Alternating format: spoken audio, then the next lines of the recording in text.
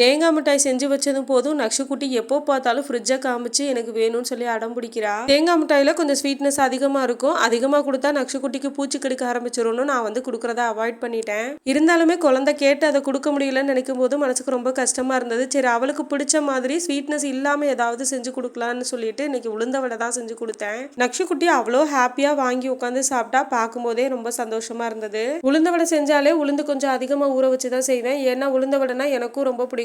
காலையில உளுந்து ஊற வச்சு செய்வேன். காலையில கொஞ்சம் சுட்டு கொடுத்துட்டு ஃப்ரிட்ஜில் மாவை எடுத்து வச்சுட்டு திரும்ப சாயங்காலம் கொஞ்சம் செஞ்சு கொடுப்பேன். நேற்று போட்ட ஹோம் டூர் வீடியோவில் ஒரு சிஸ்டர் கேட்டிருந்தீங்க, பாப்பாவுக்கு என்ன மாதிரி ப்ரெஷ் பண்ணி விடுவீங்க, என்ன பேஸ்ட் யூஸ் பண்ணுவீங்கன்னு சொன்னால் எனக்கு கொஞ்சம் யூஸ்ஃபுல்லாக இருக்கும்னு சொல்லியிருந்தீங்க. நான் பாப்பாவுக்கு 1 வயசுல இருந்தே இந்த ப்ரெஷ் தான் யூஸ் பண்ணிட்டு இருக்கிறேன். இது மெடிக்கல் ஷாப்பில் தான் வாங்கினேன். இதில் நம்ம ஃபிங்கரை உள்ள விட்டு பாப்பா வாயில் வச்சு ப்ரஷ் பண்ணி விட்டுட்டு திரும்பி கொப்பளிக்க சொல்லிடுவேன். இப்போ வரைக்குமே பேஸ்ட்டு நான் யூஸ் பண்ணலை, சும்மா தான் ப்ரஷ் பண்ணி விட்டுட்டு இருக்கேன். இனிமேல் தான் பேஸ்ட்டு வச்சு பாப்பாவுக்கு பழக்கி விடணும்.